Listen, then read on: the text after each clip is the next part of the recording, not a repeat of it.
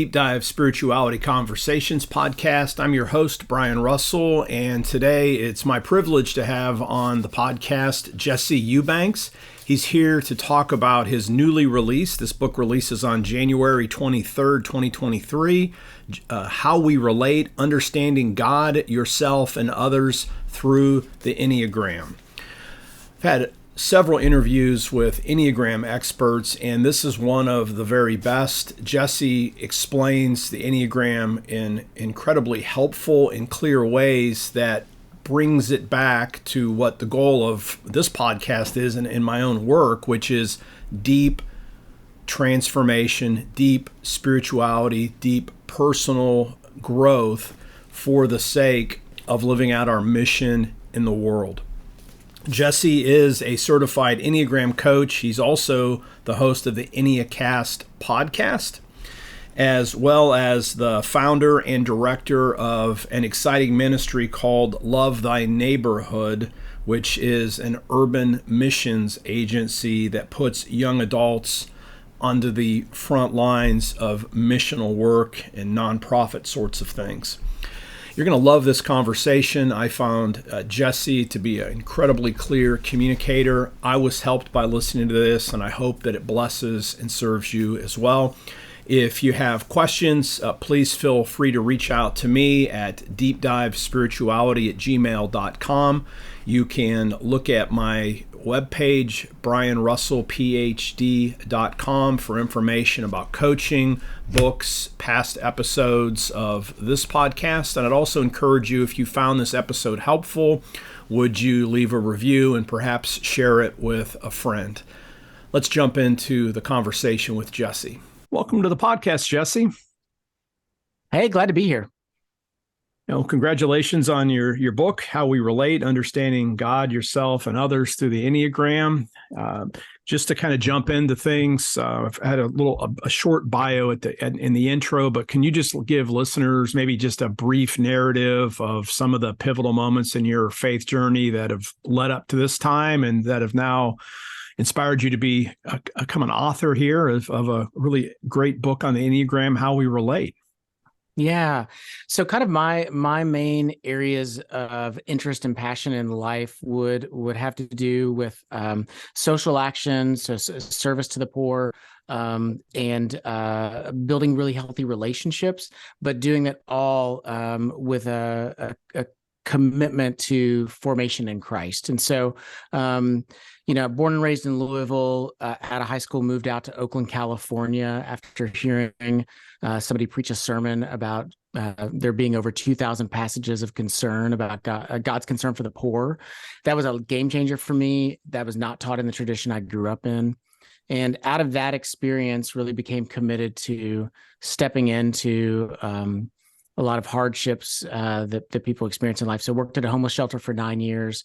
And in the course of that, working at the shelter, this may be a shocker to some of your listeners, but we would spend our days talking to people about the love of Jesus, while secretly bickering and not getting along and not trusting each other. And it was in the course of that journey that somebody introduced me to the Enneagram. And at this point, I lead an organization called Love Thy Neighborhood, and we produce podcasts, workshops, and books to help people walk in the life and lifestyle of Jesus. Part of what we do is our urban missions program is like the Peace Corps with Bibles. Our podcasts are like if you baptized NPR, you would get our show Love Thy Neighborhood.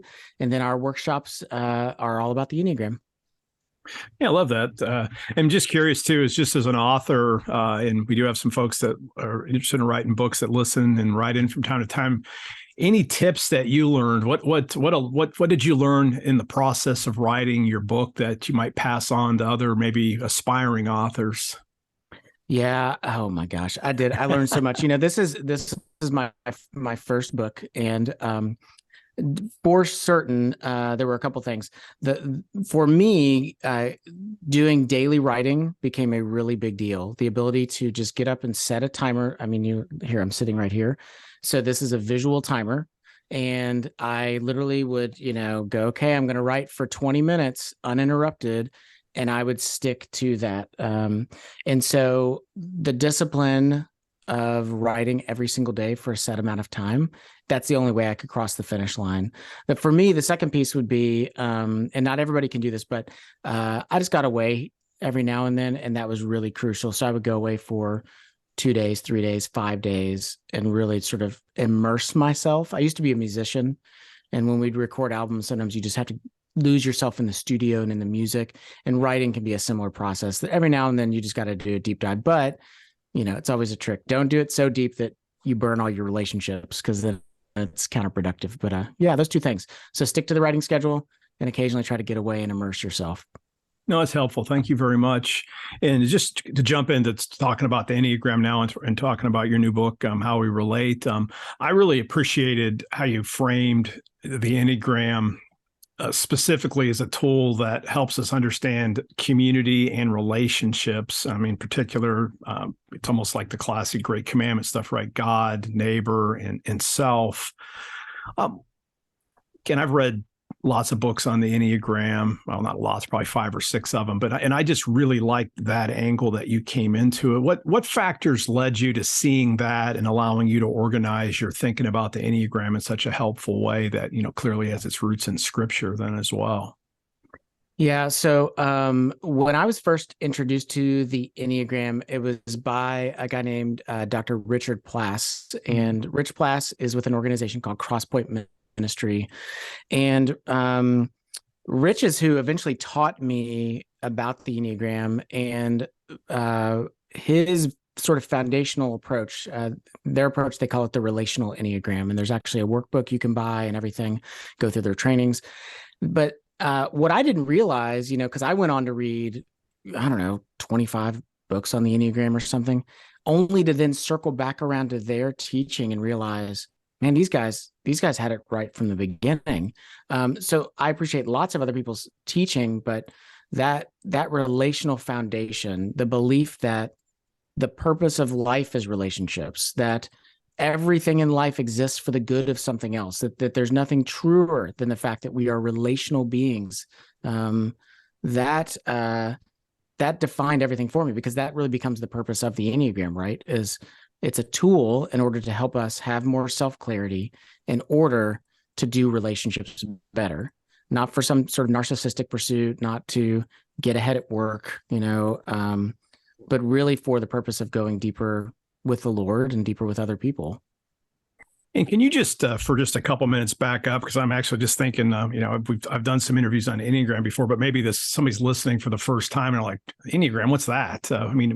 How do you actually introduce it briefly to maybe a person that you're even going to use the tool with it, but they've never heard of it? So what is the Enneagram? Yeah, the Enneagram is, it has very mysterious origins that become very complicated to even talk about. So I'm not even going to attempt to do that, but sometime within the last 50-ish years, it became a system by which people attempt to map personality. And unlike maybe Myers-Briggs, this deals with motivation. Mm-hmm. There are essentially 9 key desires that all of us as human beings have. And one of those desires becomes a chief desire. We want that thing more than any of the other 8. And it's so profound that we organize our personality around that desire. The other aspect of the Enneagram that it explores is the idea that our personality is made up of what we feel, of what we think, and what we do. Mm-hmm. And that actually we prioritize one of those things more than others: emotions, thoughts, or actions or bodily instincts. One of those we are all about, and that it actually comes at the expense of the other 2. So the Enneagram is just this means by which we can begin to understand, to use Rich Plass's language, the way that we perceive, the way that we process, and the way that we present. And none of us do it the same. So other typing systems sort of can be reductionistic at times. The Enneagram allows for people to be very complicated, and allows us to have all 9 of these different personality types they're all present within us. Yeah, and I'm gonna skip around on my questions because I really was intrigued by what you just said. I liked how you at the I forget which chapter it was, but it was in the area where it's how do you discover your type to be illuminating? Because I mean, I think I've taken different Enneagram tests, and there are like you can go on Google and find free ones. You can pay for them. I've been at workshops where they used them, but it seems like you just essentially seem to be advocating, you can correct me, that you essentially study the different types, and through the process of real self-reflection, and then I think wisdom from close friends that know us well, at least know us well in certain contexts, that we sort of discover the type rather than taking a test to tell you the type. That's essentially the way you advocate folks working out their types? Yeah, there's in the world of the Enneagram, there's two approaches. There's the approach that is pro test, and there's the type that is anti-test. And I'm sort of in the middle. I believe in tests, but I believe that they only show us where to be curious. They show us where to pay attention. So they're not like going to the doctor and getting like your white blood cell count taken. It's not like that. It's just going to show you these are things to be curious. The other thing about tests too, the results tell me more about how you see yourself than necessarily what is empirically true. Mm-hmm. And so the role of community and friends, asking them, how do you experience me, and letting them speak into your life, I think you're going to get more honest and accurate responses. And then, of course, the community that is not so into tests, understandably, they're called the narrative tradition. And those folks are exactly what you've said.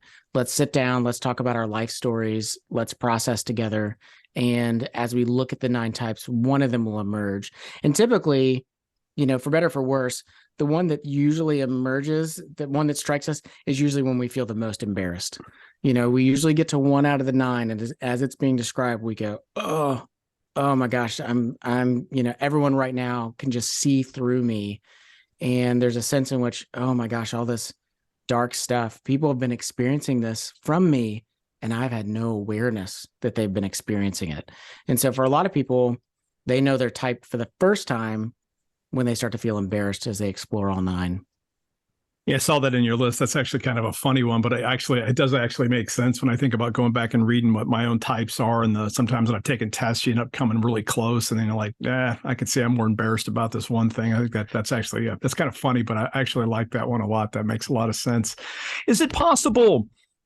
Can you have more than one type? Like before we got on the call, you were saying you thought you were this, and then you realized you were something else. Do you think you change a little bit? Is it possible to be really close? I mean, how do you talk to folks that are like, maybe they're stuck between 2, and maybe they're equally embarrassed by 2 even? Sure. Yeah. Enneagram teachers teach that you only have one core type. Mm-hmm. And if somebody identifies as a certain type, and then as the years go on, they change types, all they've really done is corrected a mistake.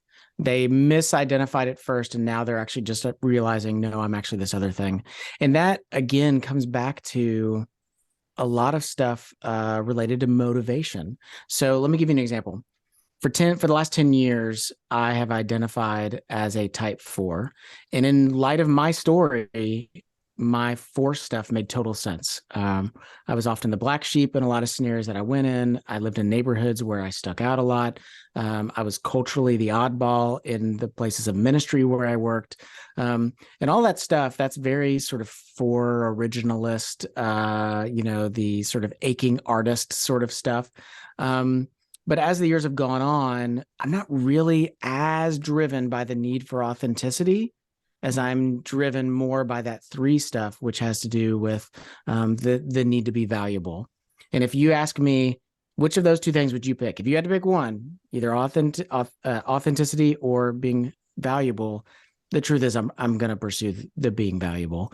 And that, for me, in the course of writing the book, became very apparent, and something that I had to come to terms with, because back to the point of embarrassment, there was a sense of like I could only see the dark side of the 3 stuff, and I really didn't want to be identified with those things. I didn't want them to be true, and it didn't change the fact that they were true.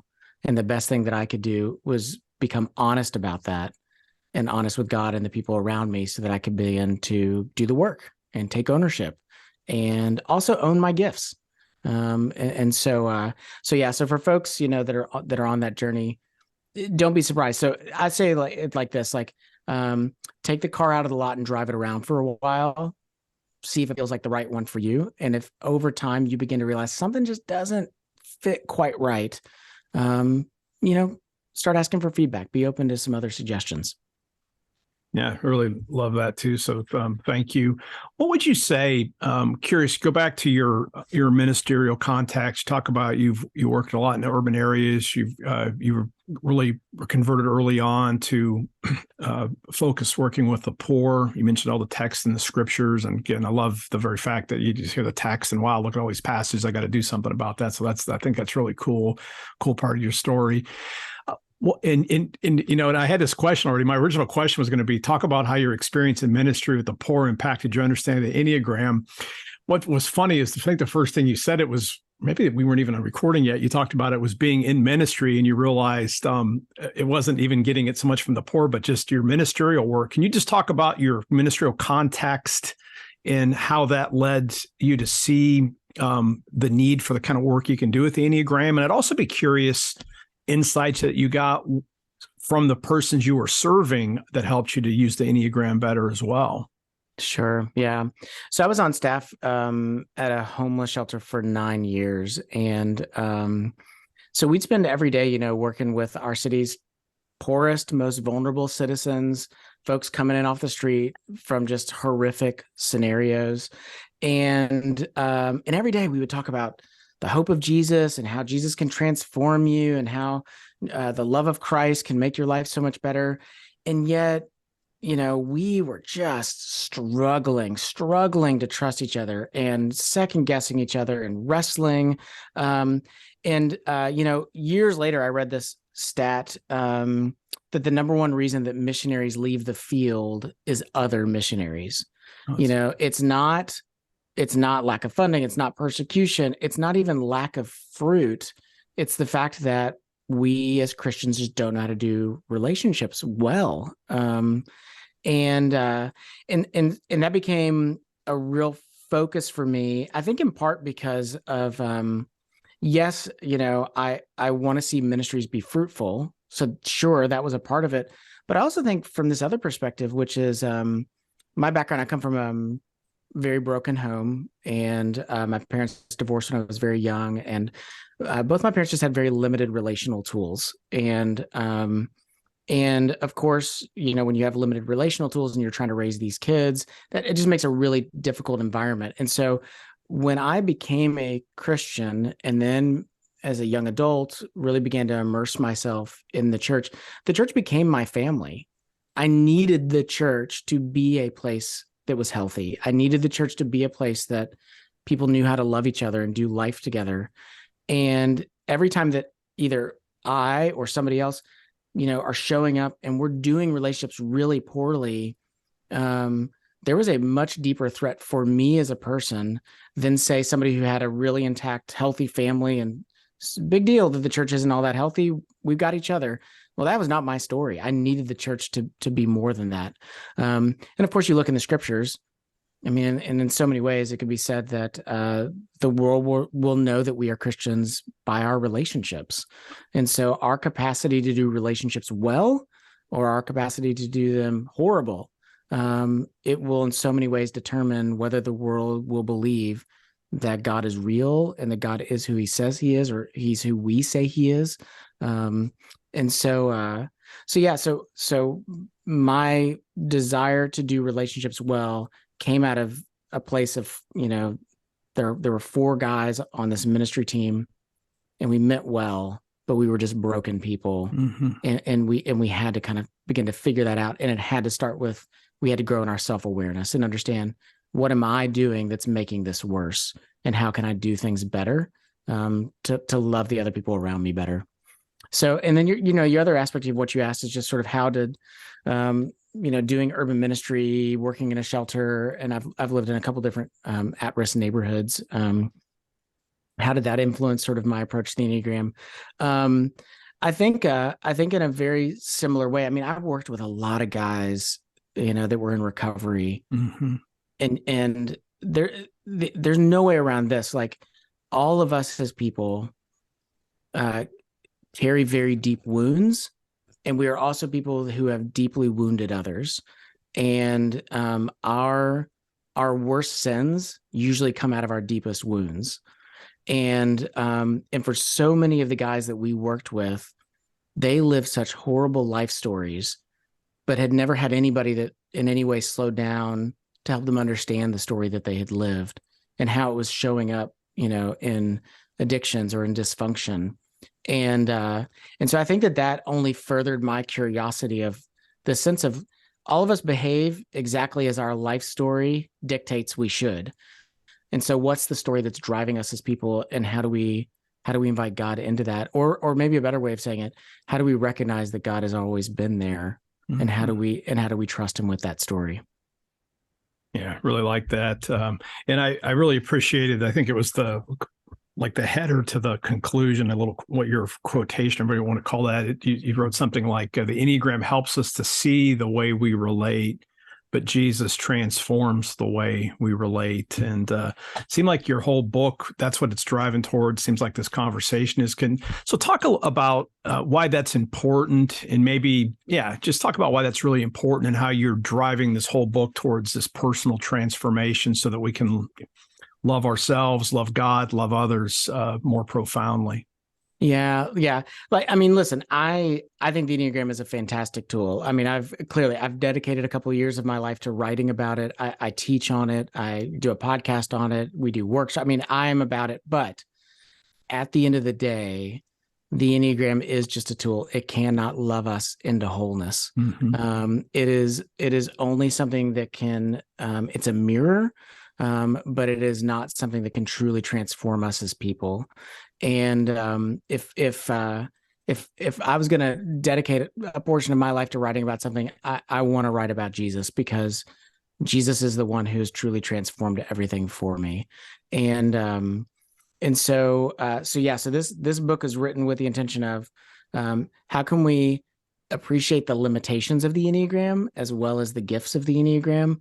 But at the end of the day, all things should lead us into deeper relationship with God and other people and ourselves. And traditional Enneagram teaching, there's plenty of secular Enneagram teaching that has no curiosity about Jesus. But the truth is that if you look into the Enneagram, it will naturally draw deep existential questions. Who am I? Mm-hmm. Where am I in life? How am I doing? Am I living as a moral and good person? It's pulling out these desires that feel so huge and overwhelming. And in many ways, it draws out desires that we are scared to even recognize, because what if they never get fulfilled? And so the Enneagram causes us to sort of oh my gosh, this is all the deep stuff going on in the terrain of my soul. Well, good grief, what do you do with all of that? You better have somebody to take it to that can hold those things. And man, praise God, because Jesus can. Jesus can hold all those things. I want to ask some questions about the process too, because I think your book is laid out really well. But before we get there, you alluded to this one point I wanted to follow up on a little bit, which is what are some ways, you mentioned a couple, that people either misunderstand or maybe misuse the Enneagram that you've seen?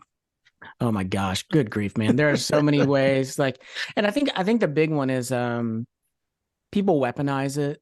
They turn each other into caricatures, Mm-hmm. so it's almost like a party trick. It's like, oh, hey, what's your type? Oh, you're a 7. And then immediately they think oh, you're just a, fun loving, addict, or whatever. And there's a real temptation to reduce people.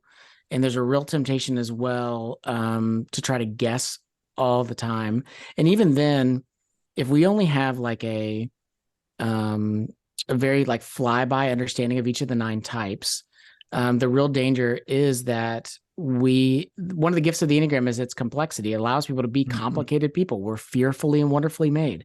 But if you only know the like just skimming the water, there's a real temptation just to reduce people, into caricatures. So I think the biggest one is that. The other one I would say is there's also a temptation to use the Enneagram purely as a diagnostic tool and to not in any way enter into the responsibility of transformation. And so a lot of people will come to the Enneagram and just go, oh, well, that's just why I do what I do, and use that as an excuse for bad behavior. When the reality is that, no, we are disciples of Jesus. And as disciples, he's calling us to be transformed. And so don't weaponize it to hurt people, and also don't use that as an excuse. If you're being a jerk, that's not the Enneagram's fault. That's on you. Funny. That's good. It's good. Yeah, and that's one of the things. Let's again, I don't want to take all the fire out of your books. There's just so much good depth here. But when you get into transformational practices, I one of the things I appreciated, and again, I'm a 3 on here, and so I can go right to the book and I can see descriptions of that, and then at the end of each. I guess it's each chapter. Yeah, you have each of the types as a chapter.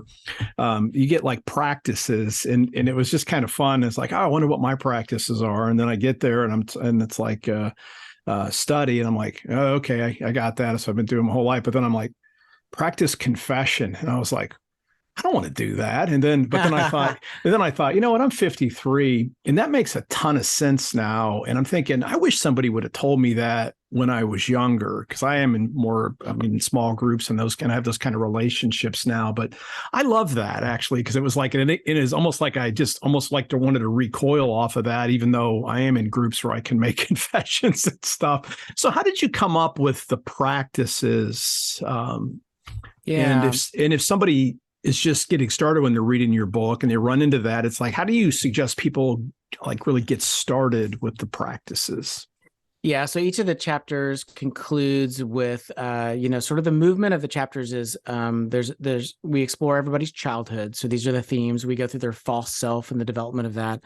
We go through their encounter with Jesus, and then the gospel message that Jesus gives to each of the types, a virtue that they can step into as a disciple. And then it concludes with these 2 practices for each of the types.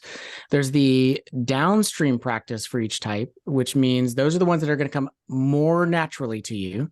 And then there's the upstream practice, meaning you're going to put on some muscle. The stream is working against you. And those come from a really wonderful Anglican priest named A.J. Sherrill. And he wrote the book, The Enneagram for Spiritual Formation. Also a 3. AJ is also a 3. And he was the one that introduced those in his book. So the idea though is, let me say it this way. All of us in various ways are addicted to our way of being. We are in a trance. This is what we think is going to work for us. This is what gives us value. This is what we think about when our head's on the pillow. All of us in some capacity are addicted. The spiritual disciplines are an attempt to follow Jesus in such a way that they begin to break us free from our addictive ways of relating and being, which is to say, so for me as a 3, it's very tempting for me to believe that so long as I'm adored and liked and have the positive regard of other people, that I'm loved. Stepping into the spiritual disciplines of study and confession remind me that my value actually has nothing to do with my performance. And when I confess to other people, hey, I sinned, I did this thing, I'm incredibly embarrassed and ashamed about it, and they respond by loving me, then I can begin to realize I don't have to put on a good face in order to be loved, that I'm loved just as I am. And if these guys or my wife, if they can love me in this broken state, I can begin to believe that God loves me this way too. And so the spiritual disciplines, there are different practices for all 9 types, all with the intention to break the addictive way of seeing the world. Yeah, thank you very much. And just for the listeners, I actually had AJ on about his book whenever that came out a couple of years ago or whatever. So I'll put a link to his conversation too. And Uh, yeah, no, I didn't go. I was just, I didn't even think about going back and looking at the practices. So that's kind of cool that you guys are in conversation with each other, because I think that was really helpful too. And I like the upstream, downstream ideas on the practices too. And that's really good, building those spiritual muscles. Talk a little bit about the language of true self and false self. I find that language super helpful. It's not technically in the scriptures. Well, it could be. You could say the false self would be like the flesh or something like that. I don't know if it's how you think about that or not, but talk about how you use that. It's kind of psychoanalytical language, goes back to Carl Jung. I think it's super helpful. So you don't have to defend it to me, but I'm just curious, like, how do you understand it, and how have you found that to be helpful language with people that you're working with? Yeah, I think every now and then we need to bring in slightly different language to talk about ancient ideas, and we bring in this other language only because there's a danger of familiarity, so yeah, I mean, the false self, the true self, we're talking about the spirit and the flesh. I mean, we are really talking about, who am I in Christ? So who am I when I'm in a trusting relationship with him and I'm realizing who I am? I'm living out of that, and I'm living out of the Imago Dei fully. And then the false self is the part of me that I've subconsciously built in order to build an identity, or to feel secure, or to gain the freedom that I'm seeking. And again, going back to Crosspoint Ministry, Rich Plass, Jim Cofield, they talk a lot about this false self and true self, but then they introduce this really great idea, which is the express self. And the express self is, right now, Brian, you and I both, we are express selves, and that is our true self and our false self, both, mixed into this dirty cocktail that's showing up right now. And so we are a mixture of purity and brokenness. We're a mixture of goodness and evil. We're a mixture of great motives and horrible motives. And so, yeah, so the true self and the false self, I think, is helpful language also from this regard. Depending on the Christian tradition that you come from, there can be a lot of emphasis on Jesus calls us to die to ourselves. And many people interpret that as, my desires mean nothing. What I want means nothing. Only what Christ wants. And by that, we seem to have this vague notion of, I will cease to exist and somehow I will merge into the Christ consciousness, and the rest of us will as well. But that is much closer to sort of a Buddhist concept, not a Christian concept. And so the language of true self and false self allows us to go, okay, well, hold on.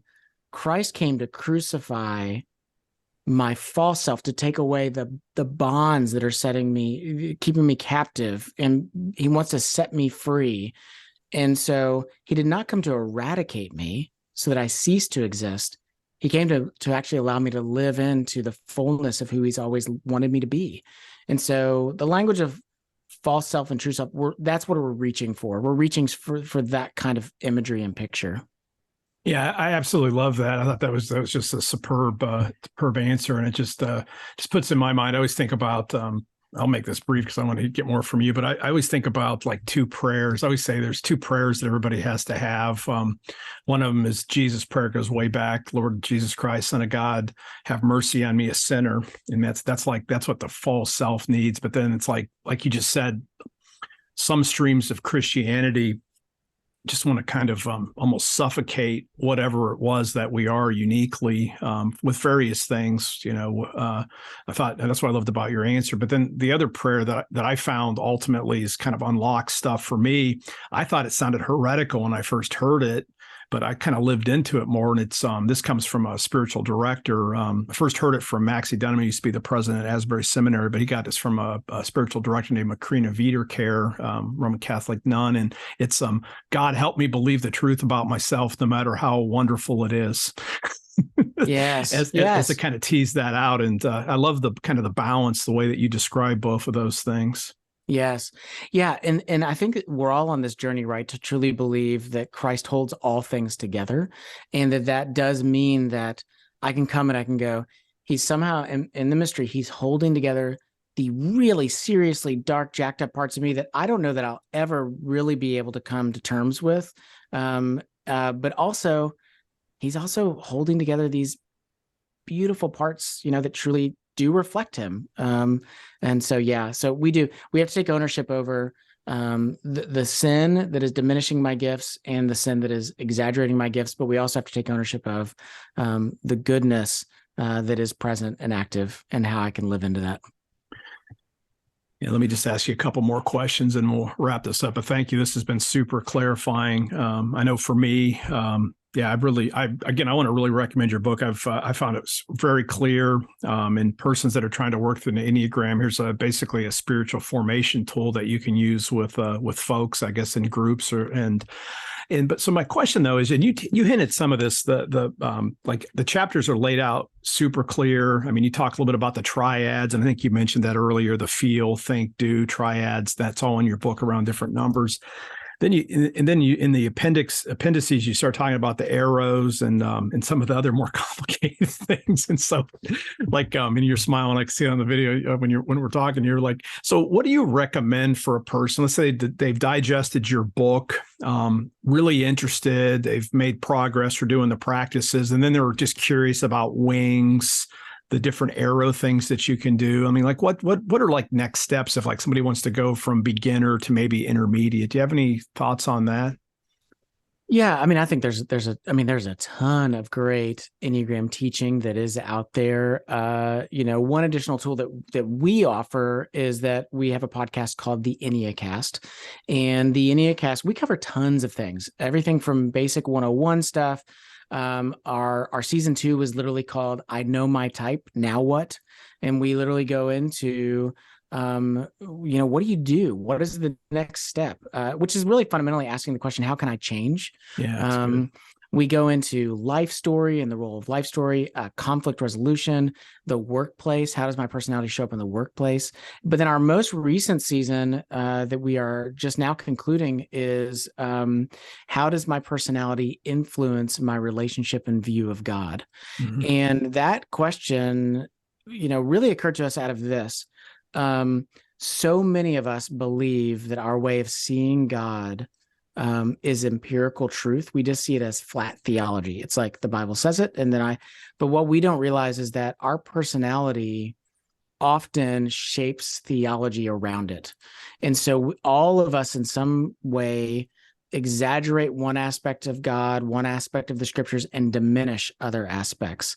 And if we don't understand the role that our personality is playing in that, we run into problems. I mean, that's where you get, you take for you and I, Enneagram 3s, you take our non-resourceful stuff and you take that all the way to the end. You get Carl Lentz, Hillsong, New York City, standing on stage, doing his thing, and he's got celebrities up front and he's behaving horribly, but it's fine so long as the image is being preserved. You take the non-resourceful 8 stuff, you end up with Driscoll, so there's a sense in which we're trying in this new season to help people begin to explore what are the ways in which you're seeing God truthfully, and what are the ways in which your personality is bending the image of God in ways that are a distortion.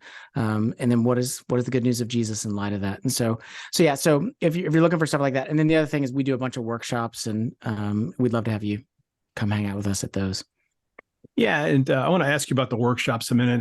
What you just said just made me really curious. Like I noticed, even like, for example, in my coaching, I'm not going to say everybody's a 3, but I have a higher proportion of 3s. And I always wonder, is it something about myself that essentially attracts the same people? It happens with Myers-Briggs to end up having I have one of the rarer types, but I have not, again, everybody, but a higher percentage of my folks that work with me end up being the similar type. And any thoughts about that? And then maybe team building.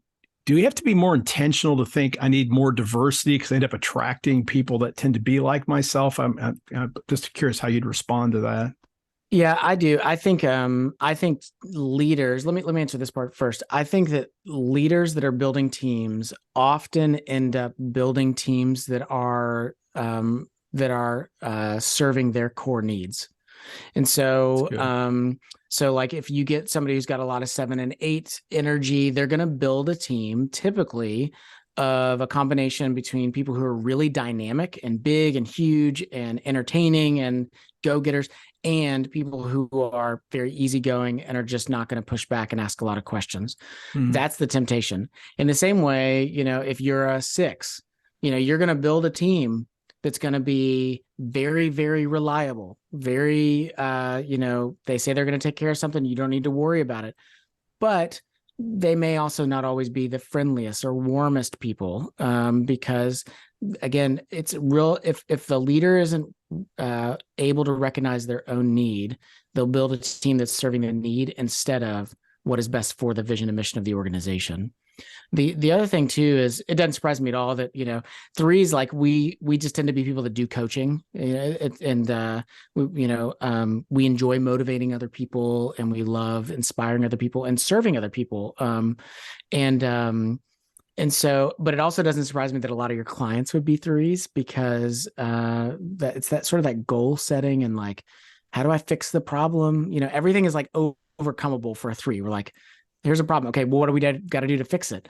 Okay, we'll go find the expert. Okay, let's go sit with the expert and let's fix the problem. And so, so we tend to have this, this orientation around, sort of competency and let's fix the problem. And so, and so I think like a lot of my friends that are 3s do a lot of business coaching, and I don't mean this like in an ugly way, but like we can be very pragmatic people, like very like practical solutions, versus, I know other guys that are, like I know a type 5, he's not as practical. He tends to be a little more sort of mystical and esoteric. It's sort of his disposition, and he offers a whole other way of seeing and being that I need, but he's not necessarily going to give me the 5 steps to resolve the issue that a 3 is going to give me. Yeah, that's good. Thank you. Yeah, just to wrap things up, the last question I want to get back and ask you a little bit about some of your workshops and some other things, but these are the questions I like to ask everybody. And the first one would be, you just wrote your very first book. I'm just curious if you can even think down the road, like what's maybe next for you, and the way I like to frame that, is there a book that maybe, or a project or a mission that kind of makes you nervous, that you're kind of scared about, but you sense that there's maybe a summons at some point? Do you have anything that's coming up next or long term? Yeah, it's a great question.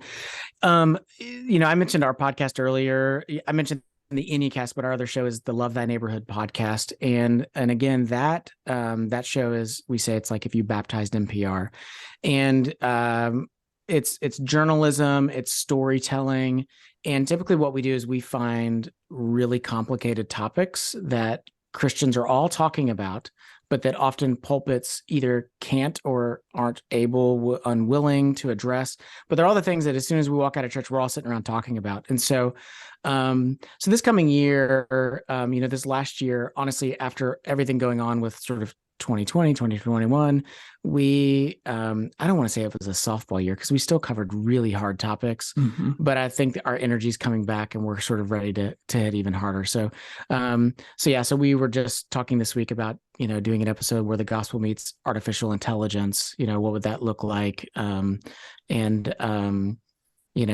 don't know. We've talked about potentially even trying to cover critical race theory and how Christians are all dealing with it from different perspectives. But those things are dangerous, because inevitably to talk about those things, it elicits strong feelings, and it makes people angry. And so that can be a little daunting to deal with at times. So yeah, I'm looking forward to diving into the next season of that. And then, one day I definitely want to write a memoir.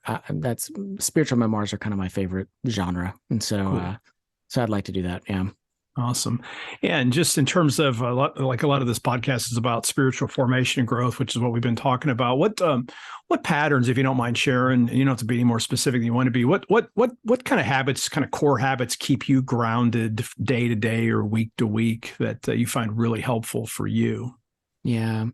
So there's a couple that really come to mind immediately. And the first one is that I have, for probably 15 years now, it's been different guys at different seasons, but I've been meeting with at least 2 other guys on a regular basis for the last 15 years. And I really do think that practice of showing up and being able to fall apart with other men has truly transformed my belief and ability that the Lord loves me as I am, and has given me the ability to be able to. I'm much more capable of just confessing and owning up to things, I think, that I used to be able to, because these guys have helped me do it without being swallowed by shame. The other thing is my family. I'm married. I've got two kids. I have a almost 13-year-old and 15-year-old, and we pray together every night as a family. And as part of that time together, it's, we do celebration, but we also do confession. And I think that for me, again, sort of sitting with my children and my wife and going, well, here's the thing, and confessing it before God, and really feeling that there's no loss of love in the room, has really, really helped. So those are kind of the two big ones that come to mind. Yeah, beautiful. And this may be the hardest question of all. It's, outside of the Bible, what are 2 or 3 books that have really impacted you personally, spiritually? Oh, yeah. Okay. Oh, man. The trick here is narrowing it down. Okay. So I'll go in chronological order. I'll give you 2 older ones that I've read, and then I'll give you a newer one. So, okay. When I was 19 and I moved from Louisville, Kentucky to Oakland, California, I had just finished a year studying the Holocaust, and we had Holocaust survivors come in. I just studied for a year doing African-American history. I was the only white guy in my class. And then I moved to Oakland, California, where there's just extreme poverty. All that to say is my faith was on life support. I really was not sure whether I could go on believing in God or in a God of love. And then I stumbled across Philip Yancey's The Jesus I Never Knew. Wow. And that book blew my mind. In a lot of ways, if you read my book now, How We Relate, and every type I'm exploring the character of Jesus, and really in a lot of ways in a tangent way, Philip Yancey's The Jesus I Never Knew was a huge inspiration for that. So that's one. Number 2 would be just a few months later, I read this book, Beyond Charity. Beyond Charity by Dr. John Perkins. And John Perkins was a civil rights activist. Dr. Perkins is now probably like 93 years old, and just an incredible man of God. I will warn you, the cover looks so outdated and not hip at all, and it is filled with profound wisdom. And then the more recent book would be The Ruthless Elimination of Hurry, John Mark Comer, as somebody who is notorious for not leaving margin in life. His basic premise is, if you are too busy to Sabbath, then you are too busy to follow Jesus. And that we cannot experience the life of Jesus without walking in the lifestyle of Jesus. So fantastic book. Yeah, great books. And this last question would be, what's the best way for folks to find out a little bit more about you, or they can get your book? And I'd love to hear you talk a little bit about your workshops. And I believe, is the workshop on the Enneagram, the mapping your life story stuff, or is that something different? So maybe just talk about all those things, if you would. Yeah. And we'll conclude.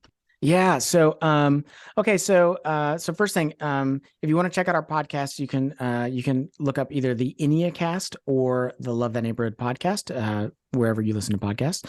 The second thing is our workshops. And so we offer a variety of different workshops. We offer some public workshops and private. So if you are in a scenario where you want somebody to come in and do private workshops for your staff, your team, do coaching, we do those things. And we also do corporate as well.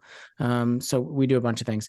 The workshops we offer a mapping your Enneagram story workshop, where we're going to help you walk through your life story and literally map that out so that you can begin to get perspective on why you tick the way that you do. Second one is we offer a workshop called The 9 Types, an introduction to the Enneagram and the gospel. And that's going to give you a full overview. That one's 7 hours. So we're going to go really in depth. But you will walk out at the end of the day really having a competency about the Enneagram. And also, I should say, your folks are really going to encounter the gospel. So even if you're like, the Enneagram is fine, but I love the gospel, well, us too.